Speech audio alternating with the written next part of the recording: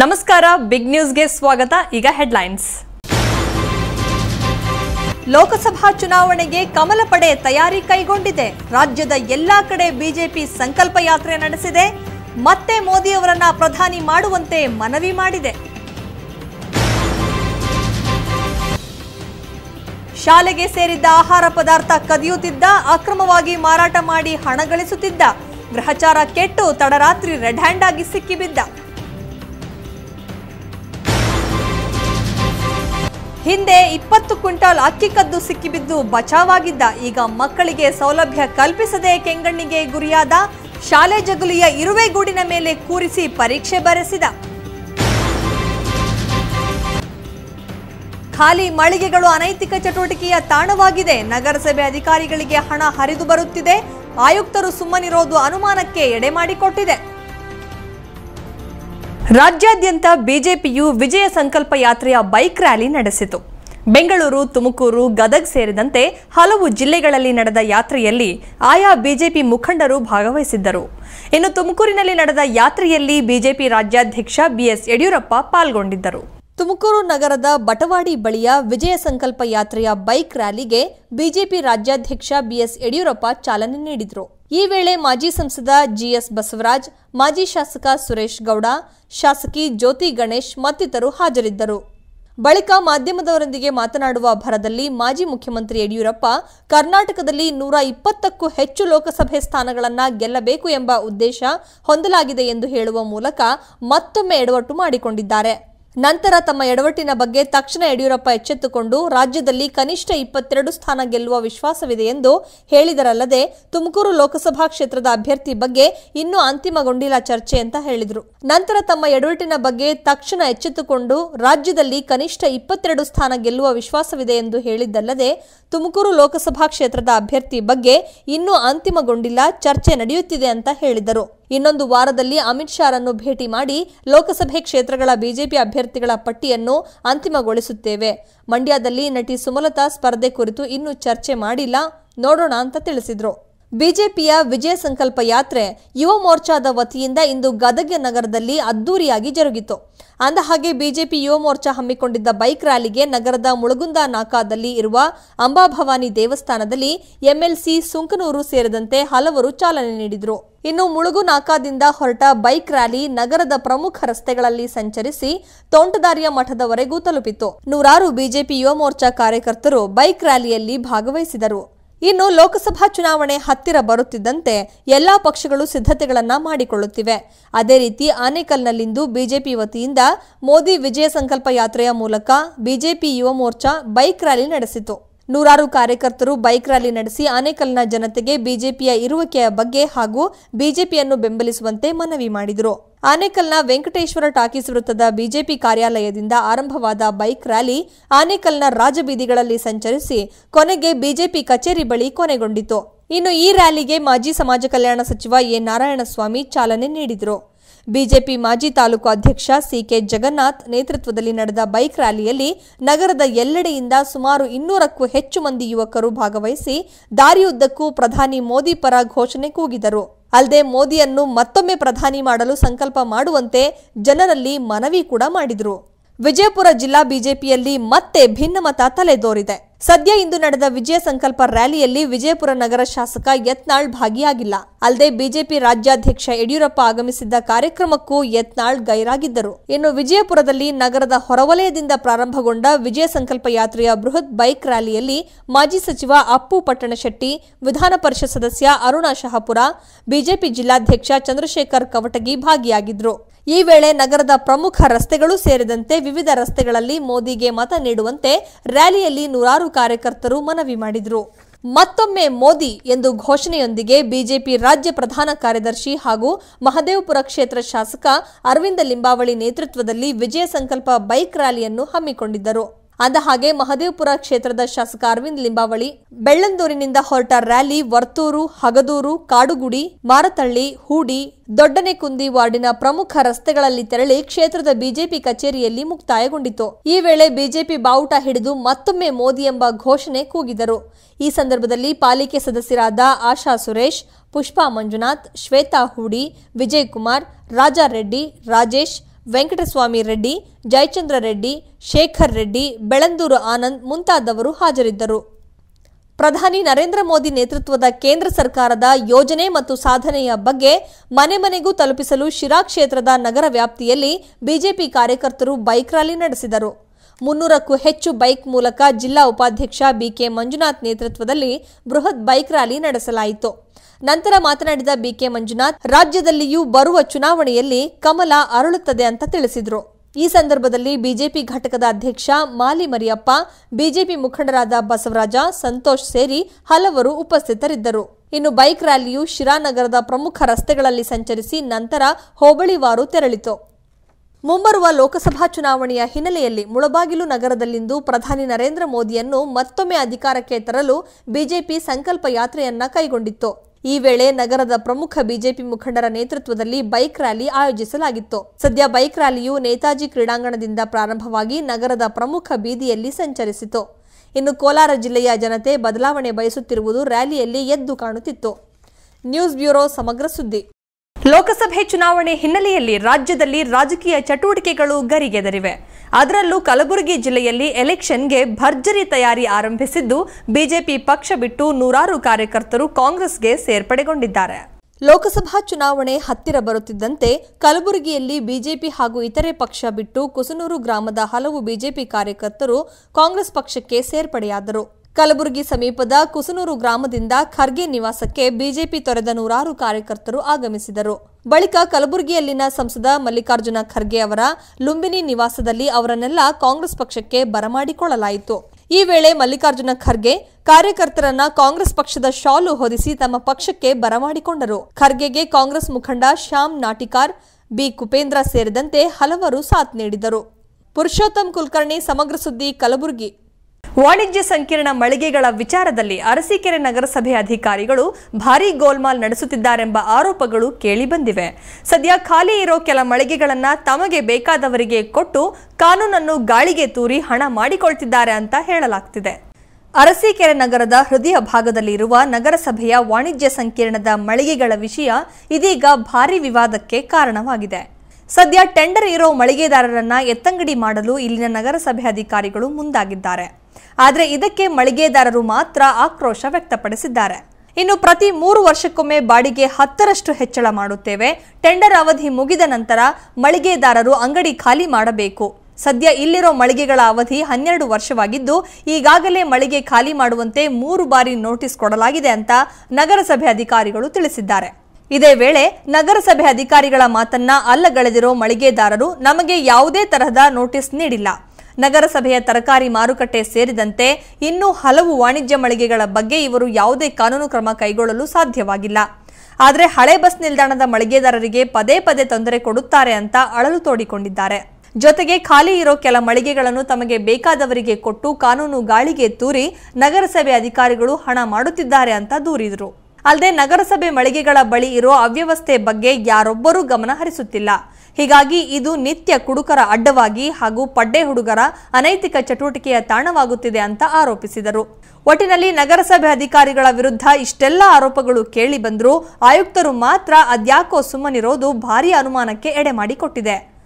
ಕಣಕಟ್ಟೆ ಕುಮಾರ್, ಸಮಗ್ರ ಸುದ್ದಿ, ಅರಸೀಕೆರೆ. ಪೊಲೀಸರ ಎದುರಲ್ಲೇ 2 ಗುಂಪುಗಳ ನಡುವೆ ಮಾರಾಮಾರಿ ನಡೆಸಿಕೊಂಡ ಘಟನೆ ಹೊಸಕೋಟೆ ತಾಲೂಕಿನಲ್ಲಿ ನಡೆದಿದೆ. ವಿಪರ್ಯಾಸ ಅಂದರೆ ಮಾರಾಮಾರಿ ನಡೆಯೋದನ್ನ ತಡೆಯುವುದು ಬಿಟ್ಟು ಪೊಲೀಸರು ವಿಡಿಯೋ ಮಾಡೋದ್ರಲ್ಲಿ ನಿರತರಾಗಿರೋದು ಬೆಳಕಿಗೆ ಬಂದಿದೆ. ಅಂದಹಾಗೆ ಯಾಕೆ ಈ ಮಾರಾಮಾರಿ ನಡೀತು ಅನ್ನೋದರ ಬಗ್ಗೆ ಕಂಪ್ಲೀಟ್ ಸ್ಟೋರಿ ಇಲ್ಲಿದೆ ನೋಡಿ. ಸ್ಮಶಾನ ವಿಚಾರಕ್ಕೆ ಸಂಬಂಧಿಸಿದಂತೆ 2 ಗುಂಪುಗಳ ನಡುವೆ ಮಾರಾಮಾರಿ ನಡೆದು 3 ಗಾಯಗೊಂಡ ಘಟನೆ ಹೊಸಕೋಟೆ ತಾಲೂಕಿನ ಓಬಳಹಳ್ಳಿ ಗ್ರಾಮದಲ್ಲಿ ನಡೆದಿದೆ. ದಲಿತರೊಬ್ಬರ ಸಂಬಂಧಿ ಮೃತಪಟ್ಟಿದ್ದು ಕಳೆದ 3 ದಿನಗಳಿಂದ ಮೃತ ವ್ಯಕ್ತಿಯ ಅಂತ್ಯಕ್ರಿಯೆಗೆ ಜಾಗವಿಲ್ಲದೆ ಸರ್ಕಾರ ನೀಡಿದ್ದ ಸ್ಮಶಾನ ಜಾಗ ಗುರುತಿಸಿಕೊಡುವಂತೆ ಅಧಿಕಾರಿಗಳಿಗೆ ಮನವಿ ಮಾಡಿದ್ದರು. ಹೀಗಾಗಿ ಜಾಗ ಗುರುತಿಸಲು ಅಧಿಕಾರಿಗಳ ಸಮೇತ ದಲಿತರು ಸ್ಥಳಕ್ಕೆ ಭೇಟಿ ನೀಡಿದರು. ಈ ವೇಳೆ ಮತ್ತೊಂದು ಸಮುದಾಯದ ಜನರು ಆಗಮಿಸಿ ಕಿತ್ತಾಡಿಕೊಂಡಿದ್ದಾರೆ. ಗ್ರಾಮದಲ್ಲಿ ದಲಿತರಿಗೆ ಅಂತ ಸರ್ವೆ ನಂಬರ್ 73ರಲ್ಲಿ ಸರ್ಕಾರ 1 ಎಕರೆ 11 ಗುಂಟೆ ಜಮೀನು ನೀಡಿತ್ತು. ಆದರೆ ಜಾಗ ಮಾತ್ರ ಗುರುತಿಸಿಕೊಟ್ಟಿರಲಿಲ್ಲ. ಈ ಜಾಗವನ್ನೇ ಗ್ರಾಮದ ವೆಂಕಟೇಶಪ್ಪ ಎಂಬುವರು ಒತ್ತುವರಿ ಮಾಡಿಕೊಂಡಿದ್ದಾರೆ. ಇನ್ನು ಗ್ರಾಮದ ದಲಿತರಿಗೆ ಅಂತ್ಯಕ್ರಿಯೆ ಮಾಡಲು ಅವಕಾಶ ನೀಡದೆ ಜಮೀನು ತಮ್ಮದೆಂದು ದೌರ್ಜನ್ಯ ನಡೆಸಿದ್ದಾರೆಂದು ಆರೋಪಿಸಲಾಗಿದೆ. ಅಧಿಕಾರಿಗಳ ಜೊತೆ ಸ್ಮಶಾನ ಜಾಗ ಗುರುತಿಸಲು ಹೋದಾಗ ಗ್ರಾಮದ ದಲಿತರ ಮೇಲೆ ವೆಂಕಟೇಶಪ್ಪ ಹಾಗೂ ಕುಟುಂಬಸ್ಥರು ಥಳಿಸಿದ್ದಾರೆ. ಈ ಘಟನೆಯಲ್ಲಿ 3 ಗಾಯಗೊಂಡಿದ್ದು ಆಸ್ಪತ್ರೆಗೆ ದಾಖಲಿಸಲಾಗಿದೆ. ಅಧಿಕಾರಿಗಳನ್ನು ಅಮಾನವೀಯವಾಗಿ ನಡೆಸಿಕೊಂಡಿದ್ದಾರೆ ಅಂತ ದೂರಲಾಗಿದೆ. ಇದೇ ವೇಳೆ ಮಾರಾಮಾರಿ ನಡೆಯೋದನ್ನ ತಡೆಯುವುದು ಬಿಟ್ಟು ಪೊಲೀಸರು ವಿಡಿಯೋ ಮಾಡೋದ್ರಲ್ಲಿ ನಿರತರಾಗಿದ್ದರ ಬಗ್ಗೆ ಆರೋಪ ಕೇಳಿ ಬಂದಿದೆ. ಜೊತೆಗೆ ಈ ಘಟನೆಯಲ್ಲಿ ಓರ್ವ ಪೊಲೀಸ್ ಪೇದೆ ಕೂಡ ಗಾಯಗೊಂಡಿದ್ದಾರೆ ಎನ್ನಲಾಗಿದೆ. ಒಟ್ಟಿನಲ್ಲಿ ಮಾರಾಮಾರಿ ನಡೆಯುವ ಲಕ್ಷಣಗಳು ಕಂಡುಬರುತ್ತಿದ್ದಂತೆ ಪೊಲೀಸರು ಅದನ್ನು ತಡೆಯಬಹುದಿತ್ತು. ಆದರೆ ಇಲ್ಲಿ ಹಾಗಾಗಿಲ್ಲ ಅನ್ನೋ ದೂರುಗಳು ಸಾರ್ವಜನಿಕ ವಲಯದಿಂದ ಕೇಳಿ ಬಂದಿದೆ. ಮಂಜುನಾಥ್, ಸಮಗ್ರ ಸುದ್ದಿ, ಹೊಸಕೋಟೆ. ಅಕ್ರಮವಾಗಿ ಮರಳು ಸಾಗಿಸುತ್ತಿದ್ದ 2 ಟಿಪ್ಪರ್ ಲಾರಿಗಳನ್ನು ಬೇಲೂರು ಪೊಲೀಸರು ವಶಕ್ಕೆ ತೆಗೆದುಕೊಂಡಿದ್ದಾರೆ. ಆದರೆ ಈ ಲಾರಿಗಳ ಪೈಕಿ 1 ಲಾರಿ ಬೇಲೂರಿನ ಪ್ರಭಾವಿ ಕಾಂಗ್ರೆಸ್ ಮುಖಂಡರಿಗೆ ಸೇರಿದ್ದು ಅಂತ ತಿಳಿದು ಬಂದಿದೆ. ಆದರೂ ಇದುವರೆಗೂ ಆ ಪ್ರಭಾವಿ ಕಾಂಗ್ರೆಸ್ ಮುಖಂಡ ಮಾತ್ರ ಯಾರು ಎನ್ನುವ ವಿಷಯ ಹೊರಬಿದ್ದಿಲ್ಲ. ಅಲ್ಲದೆ ಅಕ್ರಮ ಮರಳು ಗಣಿಗಾರಿಕೆ ಆಡಳಿತಾರೂಢ ಕಾಂಗ್ರೆಸ್ ಕುಮ್ಮಕ್ಕು ನೀಡುತ್ತಿದೆಯೇ ಎಂಬ ಪ್ರಶ್ನೆ ಕೂಡ ಎದ್ದಿದೆ. ಕೆಲವು ದಿನಗಳಿಂದ ಬೇಲೂರು ತಾಲೂಕಿನಲ್ಲಿ ಅಕ್ರಮ ಮರಳು ಸಾಗಿಸುತ್ತಿರುವ ಬಗ್ಗೆ ವ್ಯಾಪಕ ದೂರುಗಳು ಕೇಳಿ ಬಂದಿದ್ದವು.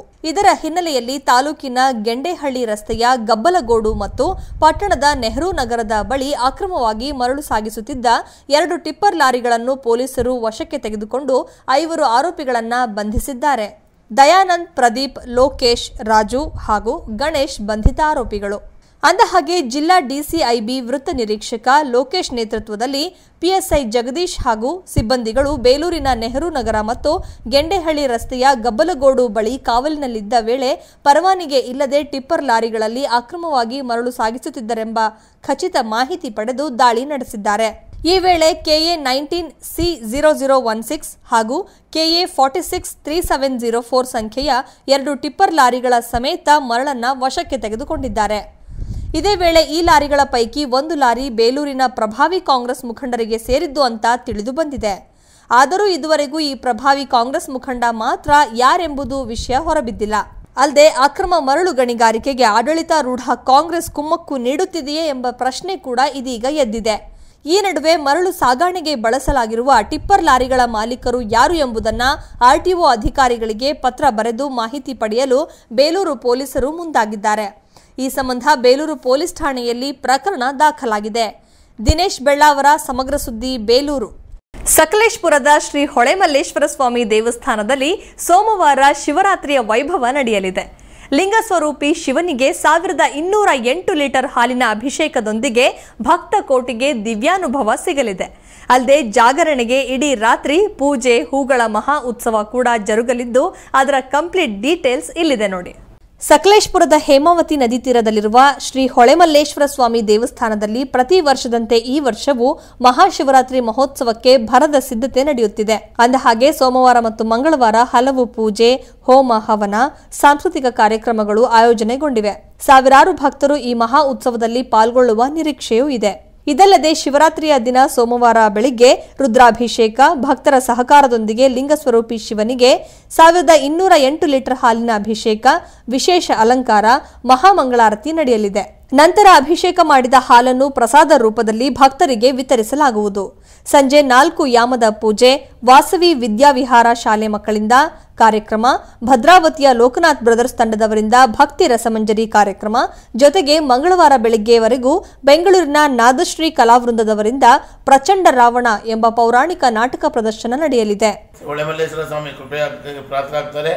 ಹಾಗೆ ಇಡೀ ರಾತ್ರಿ ಸಂಜೆ 6 ಗಂಟೆಯಿಂದ ಬೆಳಗ್ಗೆ 4 ಗಂಟೆವರೆಗೂ ಸುಮಾರು ತಾಲೂಕಿನ 30-40 ಸಹಸ್ರ ಜನಗಳು ಬಂದು ಇಲ್ಲಿ ಶ್ರೀ ಸ್ವಾಮಿಯ ದರ್ಶನ ಪಡೆದು ಆನಂದ ಪಡೆದು ದೇವರ ಕೃಪೆಗೆ ಪಾತ್ರರಾಗ್ತಾರೆ. ಈ ಸಲ ನಾವು ಶಿವರಾತ್ರಿ ಕಾರ್ಯಕ್ರಮವನ್ನು ನಮ್ಮ ಟ್ರಸ್ಟಿನ ವತಿಯಿಂದ ಅತಿ ವಿಜೃಂಭಣೆಯಿಂದ ನಾವು ಏರ್ಪಾಡು ಮಾಡಿದ್ದೀವಿ. ಭಕ್ತಾದಿಗಳಲ್ಲಿ ಎಲ್ಲರೂ ಬಂದು ಈ ಕಾರ್ಯಕ್ರಮದಲ್ಲಿ ಸಹಭಾಗಿಯಾಗಿ ಸ್ವಾಮಿಯ ದರ್ಶನ ಪಡೆದು ಹಾಗೂ ಪ್ರಸಾದವನ್ನು ಸ್ವೀಕರಿಸಿ ಆ ದೇವರ ಕೃಪೆಗೆ ತಾವೆಲ್ಲ ಪಾತ್ರರಾಗಬೇಕು ಅಂತ ನಮ್ಮ ಟ್ರಸ್ಟಿನ ಪರವಾಗಿ ನಾನು ಮಾತಾಡ್ತಾ ಇದ್ದೀನಿ. ಇನ್ನು ಶಿವರಾತ್ರಿಯ ಮಾರನೇ ದಿನ ಬೆಳಗ್ಗೆ ಮಹಾಮಂಗಳಾರತಿ ಹಾಗೂ ಸುಮಾರು 30,000ಕ್ಕೂ ಹೆಚ್ಚು ಭಕ್ತರಿಗಾಗಿ ಮಹಾ ಅನ್ನ ಸಂತರ್ಪಣೆ ಕಾರ್ಯಕ್ರಮ ನೆರವೇರುವುದು ಇಲ್ಲಿನ ಮತ್ತೊಂದು ವಿಶೇಷ. ಈ ಎಲ್ಲ ಕಾರ್ಯಕ್ರಮಗಳು ದೇವಸ್ಥಾನದ ಪ್ರಧಾನ ಅರ್ಚಕರಾದ ವೇದ ಬ್ರಹ್ಮಶ್ರೀ ಮಹೇಶ್ ಭಟ್ ನೇತೃತ್ವದಲ್ಲಿ ನಡೆಯಲಿದ್ದು ವಿದ್ಯುತ್ ದೀಪಾಲಂಕಾರ, ಪೂಜಾ ಕಾರ್ಯಗಳ ತಯಾರಿ, ದೇವಸ್ಥಾನದ ಸಿಂಗಾರ ಕಾರ್ಯಗಳು ಭರದಿಂದ ಸಾಗಿವೆ. ಜೊತೆಗೆ ಭಕ್ತರು ಮಹಾ ಅನ್ನ ಸಂತರ್ಪಣೆಗಾಗಿ ಅಕ್ಕಿ, ಬೇಳೆ, ಎಣ್ಣೆ, ತೆಂಗಿನಕಾಯಿ ಇನ್ನಿತರೆ ಸಾಮಗ್ರಿಗಳನ್ನು ದಾನವಾಗಿ ನೀಡುತ್ತಿದ್ದಾರೆ. ಇದೇ ವೇಳೆ ಶ್ರೀ ಹೊಳೆಮಲ್ಲೇಶ್ವರ ಸ್ವಾಮಿ ದೇವಸ್ಥಾನದಲ್ಲಿ ನಡೆಯುವ ಶಿವರಾತ್ರಿ ಮಹೋತ್ಸವದ ಬಗ್ಗೆ ದೇವಸ್ಥಾನ ಟ್ರಸ್ಟ್ ಅಧ್ಯಕ್ಷ ಧುಲ್ರಾಜ್ ಜೈನ್ ಸಮಗ್ರ ಟಿವಿಗೆ ಮಾಹಿತಿ ನೀಡಿದರು. ಸಕಲೇಶ್ಪುರದ ಹೇಮಾವತಿ ನದಿ ತೀರದಲ್ಲಿಯೇ ಶ್ರೀ ಹೊಳೆಮಲ್ಲೇಶ್ವರ ಸ್ವಾಮಿಯ ಸನ್ನಿಧಿ ಇದೆ. ಹಲವಾರು ವರ್ಷಗಳಿಂದ ಇಲ್ಲಿ ಶಿವರಾತ್ರಿ ಮಹೋತ್ಸವವನ್ನು ಬಹಳ ಅದ್ದೂರಿಯಾಗಿ ವಿಜೃಂಭಣೆಯಿಂದ ನೆರವೇರಿಸಿಕೊಂಡು ಬರ್ತಿದ್ದಾರೆ. ಈಗ ಅಂತಿಮ ಹಂತದ ಎಲ್ಲ ತಯಾರಿಗಳು ಕೂಡ ವಿದ್ಯುತ್ ದೀಪಾಲಂಕಾರ ಮತ್ತು ಪೂಜೆಗೆ ಬೇಕಾದ ಎಲ್ಲ ಪರಿಕರಗಳನ್ನು ತಯಾರಿ ಮಾಡಿಕೊಳ್ಳೋ ಒಂದು ಕಾರ್ಯ ಕೂಡ ಭರದಿಂದ ಸಾಗಿದೆ. 2 ದಿನಗಳ ಕಾಲ ನಡೆಯುವ ಈ ಅದ್ದೂರಿ ಕಾರ್ಯಕ್ರಮದಲ್ಲಿ ಸಾವಿರಾರು ಜನ ರಾಜ್ಯದ ವಿವಿಧ ಮೂಲೆಗಳಿಂದ ಬಂದು ಭಾಗವಹಿಸುತ್ತಾರೆ. HD ಜಯಕುಮಾರ್, ಸಮಗ್ರ ನ್ಯೂಸ್, ಸಕಲೇಶ್ಪುರ. ಮಳವಳ್ಳಿ ಪಟ್ಟಣದ ಅಂಬೇಡ್ಕರ್ ಭವನದ ಮುಂದೆ ಅಂಬೇಡ್ಕರ್ ಅವರ ಪುತ್ಥಳಿ ನಿರ್ಮಿಸುವಂತೆ ಒತ್ತಾಯಿಸಿ ಸಮಾಜ ಕಲ್ಯಾಣ ಇಲಾಖೆಯ ಸಚಿವ ಪ್ರಿಯಾಂಕಾ ಖರ್ಗೆಗೆ ಅಂಬೇಡ್ಕರ್ ಕ್ರಾಂತಿ ದಳ ಒತ್ತಾಯಿಸಿದೆ. ಸದ್ಯ ಈ ಮನವಿ ಬಗ್ಗೆ ಪರಿಶೀಲನೆ ನಡೆಸುತ್ತೇನೆ ಅಂತ ಸಚಿವರು ಭರವಸೆ ನೀಡಿದ್ದಾರೆ. ಸಮಾಜ ಕಲ್ಯಾಣ ಇಲಾಖೆಯ ಸಚಿವ ಪ್ರಿಯಾಂಕಾ ಖರ್ಗೆ ಚಾಮರಾಜನಗರ ಜಿಲ್ಲೆಯ ಬಿಳಿಗಿರಿ ರಂಗನ ಬೆಟ್ಟಕ್ಕೆ ತೆರಳುವ ಸಂದರ್ಭದಲ್ಲಿ ಮಳವಳ್ಳಿ ಪಟ್ಟಣದ ಅಂಬೇಡ್ಕರ್ ಕ್ರಾಂತಿದಳ ರಾಜ್ಯಾಧ್ಯಕ್ಷ ಬೂವಳ್ಳಿ ನಾಗರಾಜು ಹಾಗೂ ಅಂಬೇಡ್ಕರ್ ವಿಚಾರ ವೇದಿಕೆ ಪದಾಧಿಕಾರಿಗಳು ಭವ್ಯ ಸ್ವಾಗತ ಕೋರಿದರು. ಅಂದಹಾಗೆ ಇಲ್ಲಿನ ಅನಂತರಾಮ್ ವೃತ್ತದಲ್ಲಿ ಸಚಿವ ಪ್ರಿಯಾಂಕಾ ಖರ್ಗೆ ಅವರನ್ನ ಪಟಾಕಿ ಸಿಡಿಸಿ ಹಾರ ಹಾಕುವ ಮೂಲಕ ಸ್ವಾಗತಿಸಲಾಯಿತು. ಅಲ್ಲದೆ ಮುಂದಿನ ಮುಖ್ಯಮಂತ್ರಿ ಅಂತ ಘೋಷಣೆ ಕೂಡ ಕೂಗಲಾಯಿತು. ಈ ಸಂದರ್ಭದಲ್ಲಿ ಅಂಬೇಡ್ಕರ್ ಕ್ರಾಂತಿ ದಳದ ರಾಜ್ಯಾಧ್ಯಕ್ಷ ಬೂವಳ್ಳಿ ನಾಗರಾಜು ಪಟ್ಟಣದ ಅಂಬೇಡ್ಕರ್ ಭವನದ ಮುಂದೆ ಅಂಬೇಡ್ಕರ್ ಅವರ ಪುತ್ಥಳಿ ನಿರ್ಮಿಸುವಂತೆ ಒತ್ತಾಯಿಸಿದರು. ಬಳಿಕ ಅಂಬೇಡ್ಕರ್ ಅವರ ಪುತ್ಥಳಿ ನಿರ್ಮಿಸಲು ಬೇಡಿಕೆ ಬಗ್ಗೆ ಪರಿಶೀಲನೆ ನಡೆಸುತ್ತೇನೆ ಅಂತ ಪ್ರಿಯಾಂಕಾ ಖರ್ಗೆ ಭರವಸೆ ನೀಡಿದರು. ಇನ್ನು ಜೆಡಿಎಸ್ ಪಕ್ಷದ SC/ST ತಾಲೂಕು ಅಧ್ಯಕ್ಷ ನಂಜುಂಡಸ್ವಾಮಿ, ವಡ್ಡರಹಳ್ಳಿ ಸಿದ್ದರಾಜು, ಅಂಬೇಡ್ಕರ್ ವಿಚಾರ ವೇದಿಕೆಯ MN ಜಯರಾಜು, ಡಾಕ್ಟರ್ ಪ್ರಸಾದ್, ಸರ್ಕಾರಿ ನೌಕರರ ಸಂಘದ ಅಧ್ಯಕ್ಷರು ಹಾಗೂ ಪದಾಧಿಕಾರಿಗಳು ಹಲವು ಮುಖಂಡರು ಸಚಿವರಿಗೆ ಅಭಿನಂದನೆ ಸಲ್ಲಿಸಿದರು. AN ಲೋಕೇಶ್, ಸಮಗ್ರ ಸುದ್ದಿ, ಮಳವಳ್ಳಿ. ಲೋಕಸಭಾ ಚುನಾವಣೆಗೆ ಪತ್ನಿ ಡಾಕ್ಟರ್ ಸುನಿತಾ ಚೌಹಾಣ್ ಹಾಗೂ ಸಹೋದರ ರವಿ ಚೌಹಾಣ್ಗೆ ಟಿಕೆಟ್ ಬೇಡಿಕೆ ಇಡುವ ಮೂಲಕ ನಾಗಠಾಣ ಶಾಸಕ ದೇವಾನಂದ್ ಚೌಹಾಣ್ ತಮ್ಮ ಕುಟುಂಬದ ಪರ ಬ್ಯಾಟಿಂಗ್ ಮಾಡಿದ್ದಾರೆ. ಈ ಬಾರಿಯ ಲೋಕಸಭಾ ಚುನಾವಣೆಗೆ ವಿಜಯಪುರ ಜಿಲ್ಲೆಯ ನಾಗಠಾಣ ಶಾಸಕ ದೇವಾನಂದ್ ಚೌಹಾಣ್ ತಮ್ಮ ಪತ್ನಿ ಅಥವಾ ಸಹೋದರನಿಗೆ ಟಿಕೆಟ್ ನೀಡಬೇಕು ಅಂತ ಸಿಎಂ ಕುಮಾರಸ್ವಾಮಿಗೆ ಒತ್ತಾಯಿಸಿದ್ದಾರೆ. ನಗರದಲ್ಲಿ ಸುದ್ದಿಗೋಷ್ಠಿ ನಡೆಸಿ ಮಾತನಾಡಿದ ಅವರು, ಪತ್ನಿ ಡಾಕ್ಟರ್ ಸುನಿತಾ ಚೌಹಾಣ್ ಹಾಗೂ ಸಹೋದರ ರವಿ ಚೌಹಾಣ್ಗೆ ಟಿಕೆಟ್ ಬೇಡಿಕೆ ಇಡುವ ಮೂಲಕ ದೇವಾನಂದ್ ತಮ್ಮ ಕುಟುಂಬದ ಪರ ಬ್ಯಾಟಿಂಗ್ ಮಾಡಿದ್ದಾರೆ. ಒಂದು ವೇಳೆ ಟಿಕೆಟ್ ನೀಡಲಿಲ್ಲವಾದಲ್ಲಿ ಸಮ್ಮಿಶ್ರ ಸರ್ಕಾರದಲ್ಲಿ ಯಾರಿಗಾದರೂ ಟಿಕೆಟ್ ನೀಡಲಿ, ನಾವು ಅವರನ್ನ ಬೆಂಬಲಿಸುತ್ತೇವೆ. ಆದರೆ ನಮ್ಮ ಸಮಾಜಕ್ಕೆ ಲೋಕಸಭಾ ಟಿಕೆಟ್ ನೀಡಬೇಕು. ಬಂಜಾರ ಸಮಾಜದಲ್ಲಿ ಜಿಲ್ಲೆಯಲ್ಲಿ 7 ಜನ ಟಿಕೆಟ್ ಆಕಾಂಕ್ಷಿಗಳಿದ್ದಾರೆ. ಕುಮಾರಸ್ವಾಮಿ ನಮ್ಮ ಸಮಾಜಕ್ಕೆ ಟಿಕೆಟ್ ನೀಡುವ ಭರವಸೆ ನೀಡಿದ್ದಾರೆ.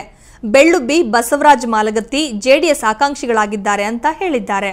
ಇನ್ನು ನಗರದ ದರ್ಬಾರ್ ಮೈದಾನದಲ್ಲಿ ಸಂತ ಶ್ರೀ ಸೇವಾಲಾಲ್ 280ನೇ ಜಯಂತ್ಯೋತ್ಸವ ಹಾಗೂ ಬಂಜಾರ ಸಮಾಜದ ಜಿಲ್ಲಾ ಮಟ್ಟದ ಬೃಹತ್ ಜನಜಾಗೃತಿ ಸಮಾವೇಶ ಉದ್ಘಾಟನೆಗೆ ಸಿಎಂ HD ಕುಮಾರಸ್ವಾಮಿ ಆಗಮಿಸಲಿದ್ದಾರೆ. ಈ ಸಂದರ್ಭದಲ್ಲಿ ಚಡಚಣ ಏತ ನೀರಾವರಿ ಯೋಜನೆ ಹಾಗೂ ಹಲವು ಅಭಿವೃದ್ಧಿ ಕಾಮಗಾರಿಗಳಿಗೆ ಕುಮಾರಸ್ವಾಮಿ ಚಾಲನೆ ನೀಡಲಿದ್ದಾರೆ. ಈ ವೇಳೆ ದಿನೇಶ್ ಗುಂಡೂರಾವ್, MB ಪಾಟೀಲ್, MC ಮನಗೂಳಿ, ಶಿವಾನಂದ ಪಾಟೀಲ್, ಪರಮೇಶ್ವರ್ ನಾಯಕ್, ಬಸವರಾಜ್ ಹೊರಟ್ಟಿ ಸೇರಿದಂತೆ ಹಲವು ನಾಯಕರು ಭಾಗಿಯಾಗಲಿದ್ದಾರೆ ಅಂತ ಮಾಹಿತಿ ನೀಡಿದರು. ಮಹಮ್ಮದ್ ರಸೂಲ್, ಸಮಗ್ರ ಸುದ್ದಿ, ವಿಜಯಪುರ. ಚಿಂತಾಮಣಿ ತಾಲೂಕಿನ ಕಾಗತಿ ಗ್ರಾಮ ಪಂಚಾಯಿತಿಯ ನೂತನ ಅಧ್ಯಕ್ಷರು ಹಾಗೂ ಉಪಾಧ್ಯಕ್ಷರನ್ನು ಅವಿರೋಧವಾಗಿ ಆಯ್ಕೆ ಮಾಡಲಾಯಿತು.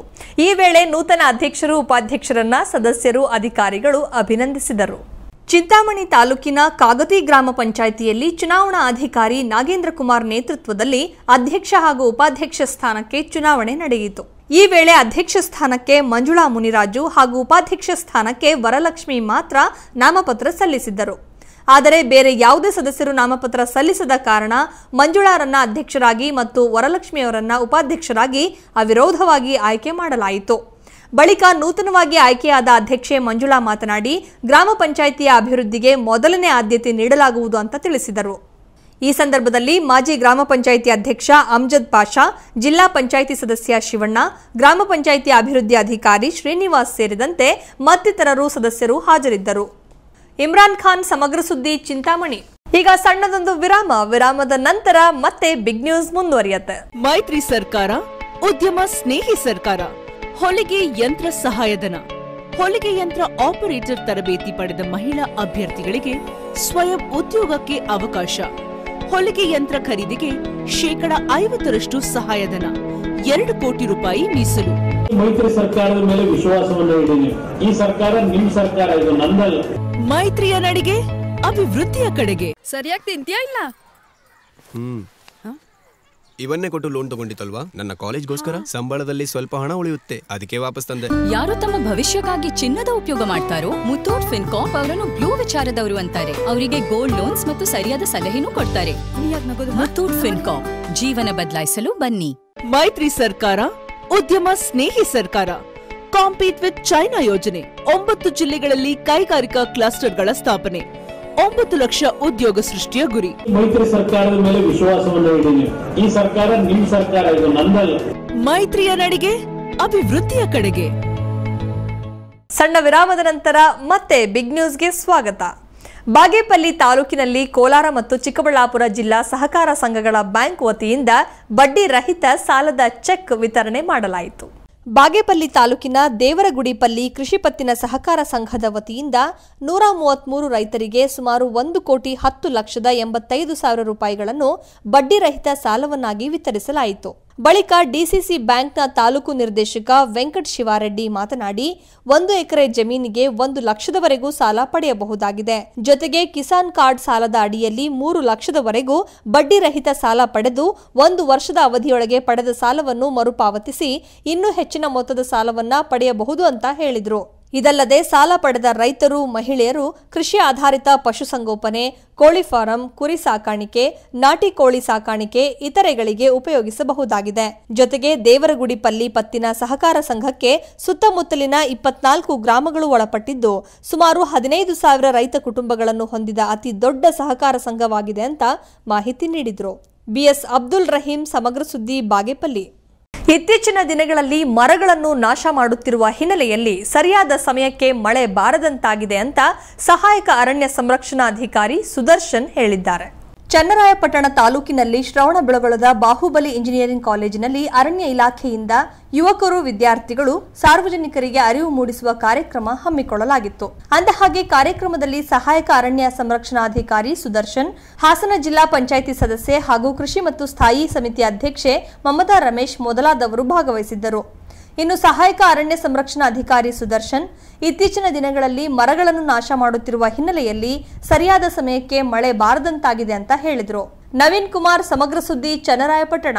ಮೈಸೂರಿನ ಏಕಲವ್ಯ ನಗರದ ಬಡ ಜನರಿಗೆ ಅನುಕೂಲವಾಗುವಂತೆ ಉಚಿತ ನೀರಿನ ಸೌಲಭ್ಯ ಒದಗಿಸಲಾಗಿದೆ. ಅಲ್ಲದೆ ಸುಮಾರು 30,000 ವೆಚ್ಚದಲ್ಲಿ ಕುಡಿಯುವ ನೀರಿನ ಘಟಕ ಮತ್ತು ಪೈಪ್ಲೈನ್ ವ್ಯವಸ್ಥೆ ಕೂಡ ಮಾಡಲಾಗಿದೆ.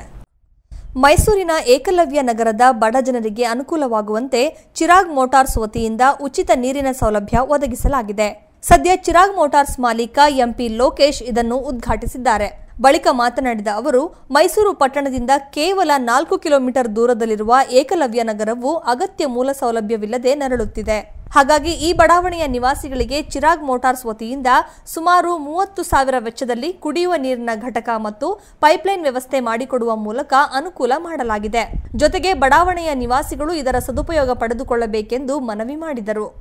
ಇದಲ್ಲದೆ ಬಡಾವಣೆಯಲ್ಲಿ ಕಳೆದ 15 ವರ್ಷಗಳಿಂದ ವಾಸಿಸುತ್ತಿರುವ ಬಡವರಿಗೆ ನಿವೇಶನದ ಹಕ್ಕುಪತ್ರವನ್ನು ನೀಡಬೇಕು. ಈ ಬಗ್ಗೆ ಸಚಿವ ಜಿಟಿ ದೇವೇಗೌಡರಿಗೆ ಮನವರಿಕೆ ಮಾಡಿಕೊಡಲಾಗುವುದು ಅಂತ ಹೇಳಿದರು. ಈ ಸಂದರ್ಭದಲ್ಲಿ ಮೈಸೂರು ಜಿಲ್ಲಾ ಜೆಡಿಎಸ್ ಉಪಾಧ್ಯಕ್ಷ ಕೆಆರ್ ಮಿಲ್ ಶಿವಣ್ಣ, ಚಿರಾಗ್ ಸಂಸ್ಥೆಯ ನವೀನ್, ಪ್ರಸನ್ನ, ಉಮೇಶ್, ಏಕಲವ್ಯ ನಗರದ ಮುಖಂಡರು ಹಾಜರಿದ್ದರು. ಡಿಆರ್ ಕಿರಣ್, ಸಮಗ್ರ ಸುದ್ದಿ, ಮೈಸೂರು. ಶಿರಾದಲ್ಲಿ ಎಸ್ಡಿಪಿಐ ಹಾಗೂ ಪಿಎಫ್ಐ ಸಂಘಟನೆಗಳ ಚಟುವಟಿಕೆ ಹೆಚ್ಚಾಗಿದೆ. ಯಾವುದೇ ಸಂದರ್ಭದಲ್ಲಿ ಭಯೋತ್ಪಾದನಾ ಕೃತ್ಯ ನಡೆಯಲಿದೆ ಅಂತ ಮಾಜಿ ಸಚಿವ ಸೊಗಡು ಶಿವಣ್ಣ ಆರೋಪಿಸಿದ್ದಾರೆ. ಅಲ್ಲದೆ ಬಾಬರಿ ಮಸೀದಿ ಮರಳಿ ಪಡೆಯೋಣ, ಭಾರತವನ್ನು ಮರಳಿ ಗಳಿಸೋಣ ಎಂಬ ಸ್ಲೋಗನ್ ಅಡಿಯಲ್ಲಿ ಎಸ್ಡಿಪಿಐ ಜಿಲ್ಲೆಯಲ್ಲಿ ಶಾಂತಿ ಕದಡುತ್ತಿದೆ ಅಂತ ದೂರಿದರು. ತುಮಕೂರು ಜಿಲ್ಲೆಯ ಶಿರಾದಲ್ಲಿ ಉಗ್ರ ಚಟುವಟಿಕೆ ತಲೆ ಎತ್ತುವ ಎಲ್ಲಾ ಸಾಧ್ಯತೆಗಳಿವೆ ಎಂದು ಮಾಜಿ ಸಚಿವ ಸೋಗೂಡು ಶಿವಣ್ಣ ಆರೋಪಿಸಿದ್ದಾರೆ. ಸುದ್ದಿಗೋಷ್ಠಿಯಲ್ಲಿ ಮಾತನಾಡಿದ ಅವರು, ಶಿರಾದಲ್ಲಿ social democratic party of India ಹಾಗೂ ಪಾಪ್ಯುಲರ್ ಫ್ರಂಟ್ ಆಫ್ ಇಂಡಿಯಾ ಸಂಘಟನೆಗಳ ಚಟುವಟಿಕೆ ಹೆಚ್ಚಾಗಿದೆ. ಯಾವುದೇ ಸಂದರ್ಭದಲ್ಲಿ ಭಯೋತ್ಪಾದನಾ ಕೃತ್ಯ ನಡೆಯಲಿದೆ ಅಂತ ದೂರಿದ್ದಾರೆ.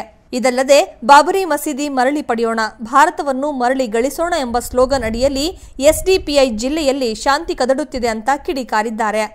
ಶ್ರೀಮಂತ್ ಸಮಗ್ರ ಸುದ್ದಿ ಶಿರಾ.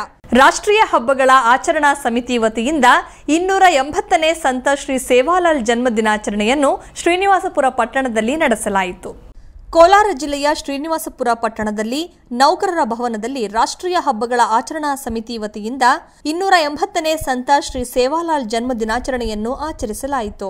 ಶ್ರೀನಿವಾಸಪುರ ತಾಲೂಕಿನ ಪ್ರೌಢಶಾಲೆ ಶಿಕ್ಷಕರ ಸಂಘದ ಅಧ್ಯಕ್ಷ ಸುಬ್ರಹ್ಮಣಿ, ದೈಹಿಕ ಶಿಕ್ಷಣದ ನಿರ್ದೇಶಕ ಕೆವಿ ನಾಗರಾಜ್, ಸರ್ಕಾರಿ ನೌಕರ ಸಂಘದ ಖಜಾಂಜಿ ಕಲಾಶಂಕರ್, ಜಿಲ್ಲಾ ಗೌರ್ ಬಂಜಾರ ಸೇವಾ ಸಂಘದ ಮಹಾದೇವ್ ನಾಯಕ ಸೇರಿದಂತೆ ಹಲವರು ಈ ಕಾರ್ಯಕ್ರಮದಲ್ಲಿ ಭಾಗಿಯಾಗಿದ್ದರು. ಇನ್ನು ಕಾರ್ಯಕ್ರಮದಲ್ಲಿ ಮಾತನಾಡಿದ ಪಿಎಲ್ಡಿ ಬ್ಯಾಂಕ್ ನಿವೃತ್ತ ಜಿಲ್ಲಾ ವ್ಯವಸ್ಥಾಪಕ ವೆಂಕಟರಮಣಪ್ಪ, ಸಂತ ಶ್ರೀ ಸೇವಾಲಾಲ್ ಅವರು ನಡೆದು ಬಂದ ದಾರಿ ಹಾಗೂ ಜೀವನ ಚರಿತ್ರೆಯನ್ನು ಸಂಕ್ಷಿಪ್ತವಾಗಿ ವಿವರಿಸಿದರು. ಇದೇ ವೇಳೆ ಹಲವು ಕ್ಷೇತ್ರಗಳಲ್ಲಿ ಸಾಧನೆ ಮಾಡಿದ ಗಣ್ಯರಿಗೆ ಸನ್ಮಾನಿಸಿ ಗೌರವಿಸಲಾಯಿತು. ನಂತರ ಕವಿತಾಬಾಯಿ ಮತ್ತು ತಂಡದವರು ಬಂಜಾರ ನೃತ್ಯ ಪ್ರದರ್ಶಿಸಿದರು. ರಾಮ್ ಚರಣ್, ಸಮಗ್ರ ಸುದ್ದಿ, ಶ್ರೀನಿವಾಸಪುರ. ಆ ಜಾತ್ರೆಯ ಆಟ ನೋಡೋಕೆ ಅಂತಾನೆ ತೆಲಂಗಾಣ, ಮಹಾರಾಷ್ಟ್ರ, ಬಿಹಾರ್ ಹೀಗೆ ವಿವಿಧ ರಾಜ್ಯಗಳಿಂದ ಜನ ಆಗಮಿಸುತ್ತಾರೆ. ಅಲ್ಲದೆ ಆ ಗ್ರಾಮದ ಜಾತ್ರೆಯಲ್ಲಿ ನಡೆಯುವ ಬಡಿಗೆ ಆಟ ಮಾತ್ರ ಬಹಳ ರೋಚಕವಾಗಿರುತ್ತೆ. ಅಂದ ಹಾಗೆ ಆ ಜಾತ್ರೆ ನಡೆಯೋದಾದ್ರೂ ಎಲ್ಲಿ ಅಂತೀರಾ? ಈ ಸ್ಟೋರಿ ನೋಡಿ. ಹೌದು, ಬಿಸಿಲನಾಡು ಕಲಬುರಗಿ ಜಿಲ್ಲೆಯ ಯಡ್ರಾಮಿ ತಾಲೂಕಿನ ಮಳ್ಳಿ ಗ್ರಾಮದಲ್ಲಿರುವ ಚೌಡೇಶ್ವರಿ ಜಾತ್ರೆಯಲ್ಲಿ ಈ ರೀತಿ ಬಡಿಗೆ ಆಟವಾಡುತ್ತಾರೆ. ಪ್ರತಿ 2 ವರ್ಷಕ್ಕೊಮ್ಮೆ ಈ ಜಾತ್ರೆ ಲಕ್ಷಾಂತರ ಭಕ್ತ ಸಮೂಹದ ಮಧ್ಯೆ ಜರುಗುತ್ತದೆ. ಇನ್ನು ಈ ಜಾತ್ರೆಯಲ್ಲಿ ವಿಶೇಷವಾಗಿ ಕುಸ್ತಿ, ಕಬಡ್ಡಿಯಂತಹ ಆಟವಾಡಿದರೆ, ಇನ್ನು ಜಾತ್ರೆಗಳಲ್ಲಿ ಸಾಮಾನ್ಯವಾಗಿ ಕುಸ್ತಿ, ಕಬಡ್ಡಿಯಂತಹ ವಿಶೇಷವಾದ ಆಟಗಳನ್ನಾಡಿದರೆ ಈ ಜಾತ್ರೆಯಲ್ಲಿ ಬಡಿಗೆ ಕಾದಾಟವಾಡುತ್ತಾರೆ. ಆದ್ದರಿಂದ ಈ ಜಾತ್ರೆ ಕಲಬುರಗಿ ಜಿಲ್ಲೆಯಲ್ಲಿ ವಿಶೇಷ ಮನ್ನಣೆ ಪಡೆದಿದೆ. ಪುರುಷೋತ್ತಮ್ ಕುಲಕರ್ಣಿ, ಸಮಗ್ರ ಸುದ್ದಿ, ಕಲಬುರಗಿ. ವೈರಿ ದೇಶದ ಆತಂಕವಾದಿಗಳನ್ನು ಸದೆಬಡಿದ ಭಾರತದ ಯೋಧರ ಧೈರ್ಯಕ್ಕೆ ಈ ಬಾರಿಯ ಸಾಹಿತ್ಯ ಸಮ್ಮೇಳನ ಸಮರ್ಪಣೆಯಾಗಲಿ ಅಂತ ಶಾಸಕ ರಾಜ್ಕುಮಾರ್ ಪಾಟೀಲ್ ತೇಲ್ಕೂರ ಹೇಳಿದ್ದಾರೆ. ಸೇಡಂ ಪಟ್ಟಣದ ಶ್ರೀ ಕೊತ್ತಲ ಬಸವೇಶ್ವರ ದೇವಾಲಯ ಆವರಣದಲ್ಲಿ ಕನ್ನಡ ಸಾಹಿತ್ಯ ಪರಿಷತ್ತು 9ನೇ ತಾಲೂಕು ಕನ್ನಡ ಸಾಹಿತ್ಯ ಸಮ್ಮೇಳನ ಆಯೋಜಿಸಿತ್ತು. ಪ್ರಸ್ತುತ ಈ ಸಮ್ಮೇಳನವನ್ನ ಶಾಸಕ ರಾಜ್ಕುಮಾರ್ ಪಾಟೀಲ್ ತೇಲ್ಕೂರ ಉದ್ಘಾಟಿಸಿದರು. ಬಳಿಕ ಮಾತನಾಡಿದ ಅವರು, ಸೇಡಂ ಸಾಂಸ್ಕೃತಿಕ ತವರು ಎನ್ನಬಹುದು. ಬರುವ ದಿನಗಳಲ್ಲಿ ಕಲಬುರಗಿಯಲ್ಲಿ ಹಮ್ಮಿಕೊಳ್ಳಲು ನಿರ್ಧರಿಸಿರುವ ಅಖಿಲ ಭಾರತ ಕನ್ನಡ ಸಾಹಿತ್ಯ ಸಮ್ಮೇಳನ ಸೇಡಂನಲ್ಲಿ ಏರ್ಪಡಿಸಿದರೆ ಸಂಪೂರ್ಣ ಜವಾಬ್ದಾರಿ ಹೊತ್ತು ಸಂಘಟಿಸುವೆ ಅಂತ ಹೇಳಿದರು. ಇದೇ ವೇಳೆ ತಾಲೂಕು 9ನೇ ಕನ್ನಡ ಸಾಹಿತ್ಯ ಸಮ್ಮೇಳನದ ಸರ್ವಾಧ್ಯಕ್ಷ ಸಾಹಿತಿ ಮುಡುಬಿ ಗುಂಡೇರಾವ್ ಅವರ ಮೆರವಣಿಗೆಗೆ ಎಪಿಎಂಸಿ ಅಧ್ಯಕ್ಷ ಗುರುನಾಥ ರೆಡ್ಡಿ ಚಾಲನೆ ನೀಡಿದರು. ಇದಕ್ಕೂ ಮುಂಚೆ ಶ್ರೀ ಕೊತ್ತಲ ಬಸವೇಶ್ವರ ದೇವಾಲಯದಲ್ಲಿ ರಾಷ್ಟ್ರ ಧ್ವಜಾರೋಹಣವನ್ನು ಶಾಸಕ ರಾಜ್ಕುಮಾರ್ ಪಾಟೀಲ್ ನೆರವೇರಿಸಿದ್ದು, ಪರಿಷತ್ ಧ್ವಜಾರೋಹಣವನ್ನು ಕಸಾಪ ಅಧ್ಯಕ್ಷ ಅನಿಲ್ ಸಕ್ರಿ ನೆರವೇರಿಸಿದರು. ನಂತರ ಮಾತೃಛಾಯಾ ಕಾಲೇಜು ಆವರಣದಿಂದ ಹೊರಟ ಸಮ್ಮೇಳನಾಧ್ಯಕ್ಷರ ಮೆರವಣಿಗೆಯಲ್ಲಿ ಕುರಕುಂಟ ಗ್ರಾಮದ ಮಹಿಳೆಯ ಹಲಗೆ ವಾದನ, ಡೊಳ್ಳು ನೃತ್ಯ, ವಿವಿಧ ಶಾಲೆಗಳ ಮಕ್ಕಳ ಪಥಸಂಚಲನ, ಲೇಜಿಮ್, ಸರ್ಕಾರಿ ಕನ್ಯಾ ಪ್ರೌಢಶಾಲೆಯ ಸ್ಕೌಟ್ಸ್ ಮತ್ತು ಗೈಡ್ಸ್ ಸೇವೆ ಗಮನ ಸೆಳೆದವು. ಈ ಸಂದರ್ಭದಲ್ಲಿ ಸಮ್ಮೇಳನಾಧ್ಯಕ್ಷ ಗುಂಡೇರಾವ್ ಮುಡುಬಿ ತಮ್ಮ ಭಾಷಣವನ್ನ ಮಂಡಿಸಿದರು. ಶಫೀಕ್ ಊಡಗಿ, ಸಮಗ್ರ ಸುದ್ದಿ, ಸೇಡಂ. ನಾಳೆ ರಾಜ್ಯ ವೀರಶೈವ ಲಿಂಗಾಯತ ನೌಕರರ ಕ್ಷೇಮಾಭಿವೃದ್ಧಿ ಸಂಘ 10ನೇ ರಾಜ್ಯ ಮಟ್ಟದ ಸಮ್ಮೇಳನ ಹಮ್ಮಿಕೊಂಡಿದೆ. ಅಂದಹಾಗೆ ಸುದ್ದಿಗೋಷ್ಠಿಯಲ್ಲಿ ಮೈಸೂರಿನ ಕರ್ನಾಟಕ ಕಲಾಮಂದಿರದಲ್ಲಿ ನಾಳೆ ಬೆಳಗ್ಗೆ ಸಮ್ಮೇಳನ ಉದ್ಘಾಟನೆಯಾಗಲಿದೆ. ಇನ್ನು ಸಮ್ಮೇಳನದಲ್ಲಿ ಮಾಜಿ ಸಿಎಂ ಯಡಿಯೂರಪ್ಪ, ಬಿಜೆಪಿ ರಾಜ್ಯ ಯುವ ಮೋರ್ಚಾ ಪ್ರಧಾನ ಕಾರ್ಯದರ್ಶಿ ಬಿವೈ ವಿಜಯೇಂದ್ರ, ಸಚಿವ ಶಿವಾನಂದ ಪಾಟೀಲ್ ಭಾಗವಹಿಸಲಿದ್ದಾರೆ ಅಂತ ಸಂಘದ ಪದಾಧಿಕಾರಿಗಳು ತಿಳಿಸಿದ್ದಾರೆ. ವಸತಿ ಶಾಲೆಯಲ್ಲಿದ್ದ ಆಹಾರ ಪದಾರ್ಥಗಳನ್ನು ಅಕ್ರಮವಾಗಿ ಸಾಗಿಸುತ್ತಿದ್ದ ಪ್ರಾಂಶುಪಾಲರು ಗ್ರಾಮಸ್ಥರಿಗೆ ಸಿಕ್ಕಿಬಿದ್ದಿರುವ ಘಟನೆ ಮಾಲೂರು ತಾಲೂಕಿನಲ್ಲಿ ನಡೆದಿದೆ. ಅಂದಹಾಗೆ ತಾಲೂಕಿನ ರಾಜೇನಹಳ್ಳಿ ಬಳಿಯ ಮೊರಾರ್ಜಿ ವಸತಿ ಶಾಲೆಯಲ್ಲಿದ್ದ ಆಹಾರ ಪದಾರ್ಥಗಳನ್ನು ಅಕ್ರಮವಾಗಿ ಸಾಗಿಸುತ್ತಿದ್ದ ಪ್ರಾಂಶುಪಾಲರು ಗ್ರಾಮಸ್ಥರಿಗೆ ಸಿಕ್ಕಿಬಿದ್ದಿರುವ ಘಟನೆ ಮಾಲೂರು ತಾಲೂಕಿನಲ್ಲಿ ನಡೆದಿದೆ. ಅಂದಹಾಗೆ ತಾಲೂಕಿನ ರಾಜೇನಹಳ್ಳಿ ಬಳಿಯ ಮೊರಾರ್ಜಿ ದೇಸಾಯಿ ವಸತಿ ಶಾಲೆಯಲ್ಲಿ ತಡರಾತ್ರಿ ಈ ಘಟನೆ ಬೆಳಕಿಗೆ ಬಂದಿದೆ. ಮಾಲೂರು ತಾಲೂಕಿನ ಮಾಸ್ತಿ ಹೋಬಳಿಯ ರಾಜೇನಹಳ್ಳಿ ಗ್ರಾಮದ ಬಳಿ ಇರುವ ಮೊರಾರ್ಜಿ ದೇಸಾಯಿ ವಸತಿ ಶಾಲೆಯ ಪ್ರಿನ್ಸಿಪಾಲ್ ಮಂಜುನಾಥ್ ರೆಡ್ಡಿ ಹಾಗೂ ಅವರ ಸಹಚರರು ವಸತಿ ಶಾಲೆಯ ಮಕ್ಕಳಿಗೆ ನೀಡಬೇಕಿದ್ದ ಆಹಾರ ಪದಾರ್ಥಗಳನ್ನು ರಾತ್ರಿ ಸಮಯದಲ್ಲಿ ಅಕ್ರಮವಾಗಿ ಸಾಗಿಸುತ್ತಿದ್ದಾಗ ರೆಡ್ ಹ್ಯಾಂಡ್ ಆಗಿ ಸಿಕ್ಕಿಬಿದ್ದಿದ್ದಾರೆ. ಅಂದಹಾಗೆ ಪ್ರಾಂಶುಪಾಲ ಮಂಜುನಾಥ್ ಸೇರಿ 3ರನ್ನು ಗ್ರಾಮಸ್ಥರು ಹಿಡಿದು ಕೂಡಿ ಹಾಕಿದ್ದು, ಸ್ಥಳಕ್ಕೆ ಪೊಲೀಸರು ಆಗಮಿಸಿ ಪರಿಶೀಲನೆ ನಡೆಸಿದ್ದಾರೆ. ಹಲವು ದಿನಗಳಿಂದ ವಿದ್ಯಾರ್ಥಿಗಳಿಗೆ ಬರುತ್ತಿದ್ದ ಆಹಾರ ಪದಾರ್ಥಗಳನ್ನು ಅಕ್ರಮವಾಗಿ ಮಾರಾಟ ಮಾಡುತ್ತಿದ್ದಾರೆ ಅಂತ ಗ್ರಾಮಸ್ಥರು ಆರೋಪಿಸುತ್ತಿದ್ದರು. ತಡರಾತ್ರಿ ಖಚಿತ ಮಾಹಿತಿ ಮೇರೆಗೆ ವಸತಿ ಶಾಲೆ ಮೇಲೆ ಗ್ರಾಮಸ್ಥರು ದಾಳಿ ಮಾಡಿದಾಗ ಈ ಅಕ್ರಮ ಬೆಳಕಿಗೆ ಬಂದಿದೆ. ಇನ್ನು ಕೆಲ ದಿನಗಳ ಹಿಂದಷ್ಟೇ ಕಿತ್ತೂರು ರಾಣಿ ಚೆನ್ನಮ್ಮ ವಸತಿ ಶಾಲೆಯಲ್ಲಿ ಕಲುಷಿತ ಆಹಾರ ಸೇವಿಸಿ ಸುಮಾರು 30ಕ್ಕೂ ಹೆಚ್ಚು ವಿದ್ಯಾರ್ಥಿಗಳು ಅಸ್ವಸ್ಥರಾಗಿದ್ದರು. ಈ ಸಂಬಂಧ ಪ್ರಾಂಶುಪಾಲರನ್ನು ಸೇರಿದಂತೆ 2 ಶಿಕ್ಷಕರನ್ನು ಅಮಾನತು ಮಾಡಲಾಗಿತ್ತು. ಒಟ್ಟಿನಲ್ಲಿ ವಿದ್ಯಾರ್ಥಿಗಳಿಗೆ ಉತ್ತಮ ಶಿಕ್ಷಣ ಕೊಟ್ಟು ಭವಿಷ್ಯ ರೂಪಿಸಬೇಕಾದ ಶಿಕ್ಷಕರೇ ಇಂತಹ ಭ್ರಷ್ಟಾಚಾರದಲ್ಲಿ ತೊಡಗಿದರೆ ಮಕ್ಕಳ ಭವಿಷ್ಯ ಹೇಗೆ ಉತ್ತಮವಾಗುತ್ತದೆ? ಪಿಎನ್ ದಾಸ್, ಸಮಗ್ರ ಸುದ್ದಿ, ಮಾಲೂರು. ಇಲ್ಲಿ ಎಸ್ಎಸ್ಎಲ್ಸಿ ಪೂರ್ವಭಾವಿ ಪರೀಕ್ಷೆ ನಡೀತಾ ಇದೆ. ಆದರೆ ಈ ಪರೀಕ್ಷೆ ಬರೆಯುತ್ತಿರೋ ವಿದ್ಯಾರ್ಥಿಗಳಿಗೆ ಮಾತ್ರ ಸಾಕಷ್ಟು ಸಂಕಷ್ಟ ಎದುರಿಸುವಂತಾಗಿದೆ. ಸದ್ಯ ಶಿಕ್ಷಣ ಇಲಾಖೆ ಅಧಿಕಾರಿಗಳ ಹಾಗೂ ಶಾಲೆಯ ಶಿಕ್ಷಕರು ಮಾಡಿದ ಎಡವಟ್ಟಿನಿಂದ ವಿದ್ಯಾರ್ಥಿಗಳು ಇಂತಹ ಸಂಕಷ್ಟ ಎದುರಿಸುವಂತಾಗಿದೆ. ಅಂದಹಾಗೆ ಏನಿದು ಎಡವಟ್ಟು ಅಂತೀರಾ? ಈ ಸ್ಟೋರಿ ನೋಡಿ.